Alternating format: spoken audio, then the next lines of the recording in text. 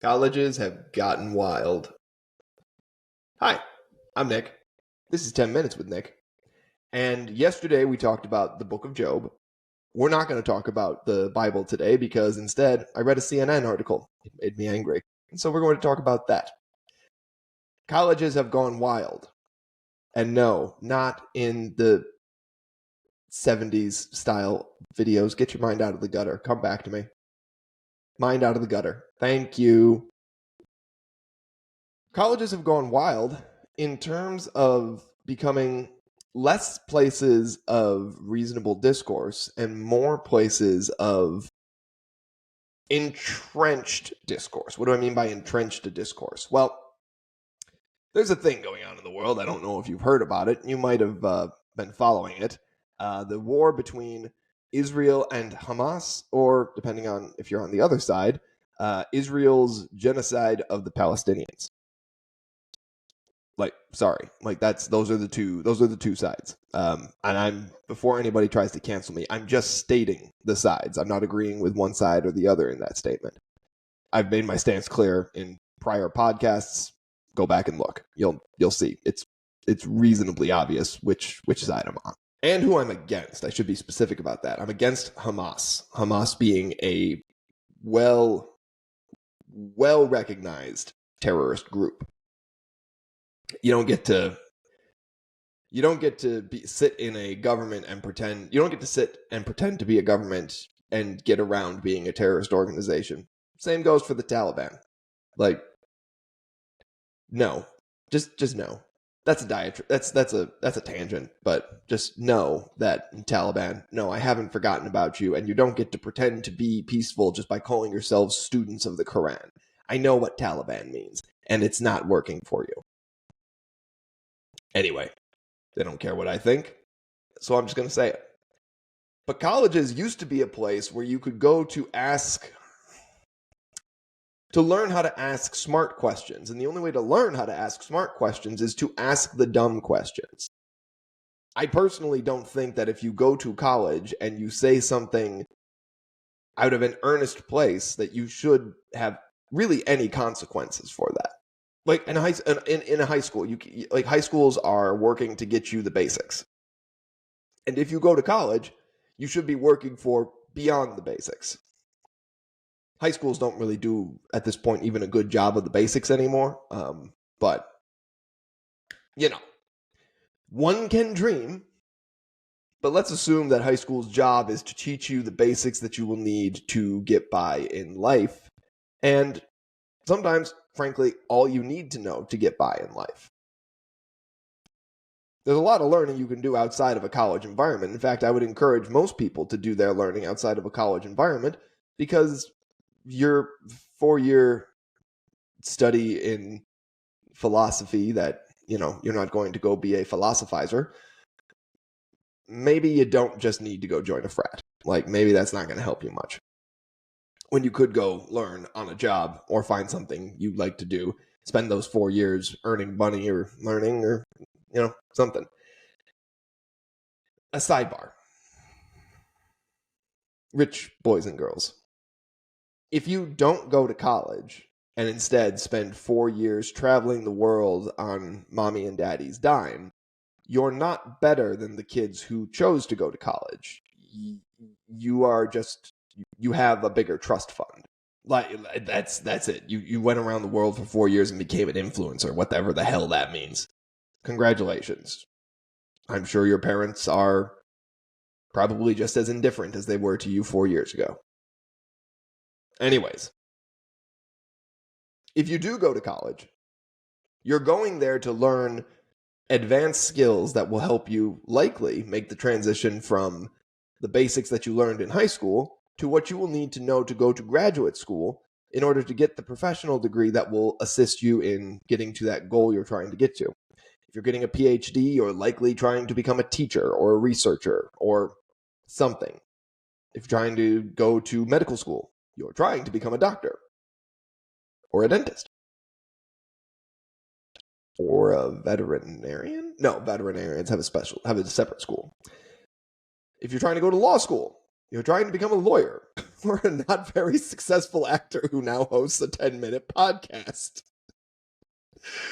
Oh, and makes himself laugh. It's like therapy, but not successful.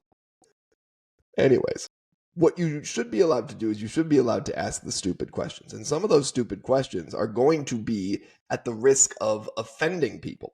But the article I read in CNN basically said the climate in college campuses the climate in college campuses is such that people are afraid to open their mouth because anything they say can be twisted into offending someone. And that is not what a college environment should be, especially at like Ivy League schools where the education is supposedly better. I have a sister who went to an Ivy League school. She went to basically a business program there. She seems fairly well educated and fairly eloquent, as the case is. I have a sister who was educated in England, and she insists that she's far more eloquent than me. She has a PhD in dramaturgy, which is a thing, I suppose.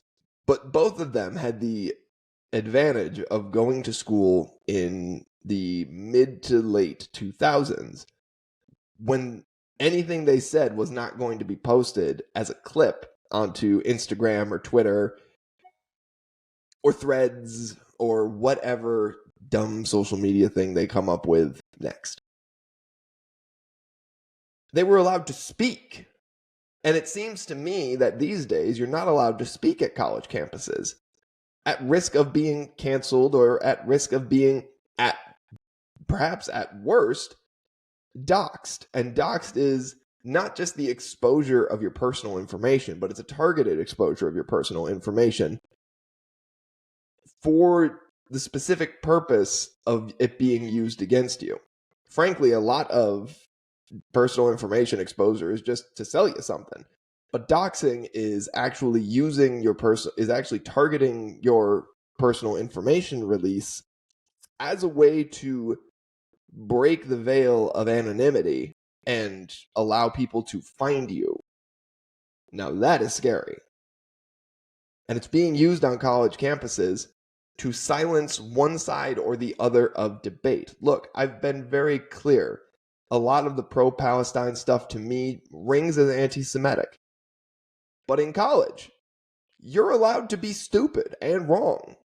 The only way to learn how to be smart is to learn to be stupid, is to learn to accept that, if you don't understand physics and you're in a physics class, you're not expected to know it on day one. If you do not know physics on day one of that class, you might have to take Physics 101 instead of Physics 102, but that's okay.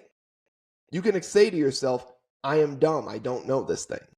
When I started acting, it took me a minute, but I eventually realized that I was not a good actor. I was dumb. I needed to go learn from someone. And so I did. I learned from several someones. Still am learning from several someones. I only recently, as my father pointed out to me, started acting. Until then, I was just talking. First of all, Dad, rude. Look, if this CNN article is true, all colleges need to do a careful review of themselves and a careful checking of themselves. And college students need to do a careful checking of themselves too. College institutions need to allow people to actually speak their minds and speak their dumb ideas so that we can teach them what good ideas are. They're students. They're there to be taught. And students, don't be the reason that things get chilled, that free speech on your campus gets chilled. If somebody says something stupid, that's okay. Educate them. If they're not interested in being educated, you can walk away.